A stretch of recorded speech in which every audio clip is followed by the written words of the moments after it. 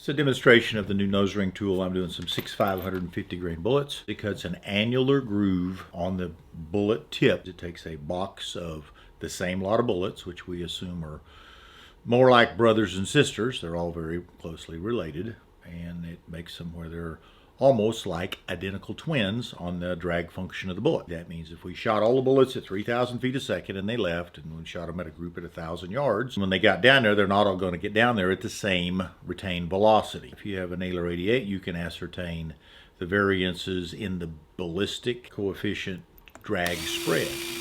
So let's say that we had these bullets and we shot 10 of them, and they had a 25-point G1 drag spread. That means they all left at 3,000 feet a second. When they got to the target, they got their varying velocity, so it calculated the fact that there's 25 points difference. Well, when you go in and you do a nose ring, the spread on the drag would go from 25 to 10 or less.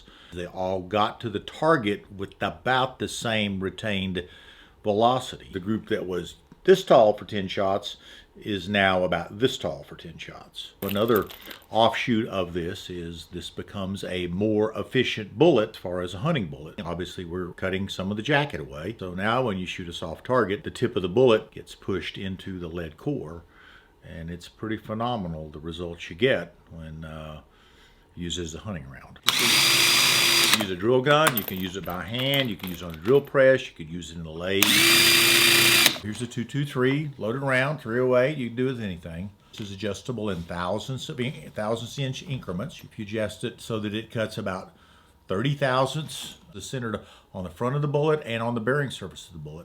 It's not centered on the neck. The neck actually, while it does go in there, does nothing but fit in there. That's the concept behind that, because typically the neck's not going to be completely concentric to your bullet. So we're centering the bullet, just like we were in the single bullet or by the bullet only scenario. The tip, when it gets to the intended target, is now going to fail along the nose ring and be pushed into the lead core.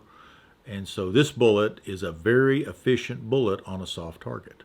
Doesn't change your ballistic coefficient in this particular scenario with a me-plat on the front, but it does make your bullet more efficient on target.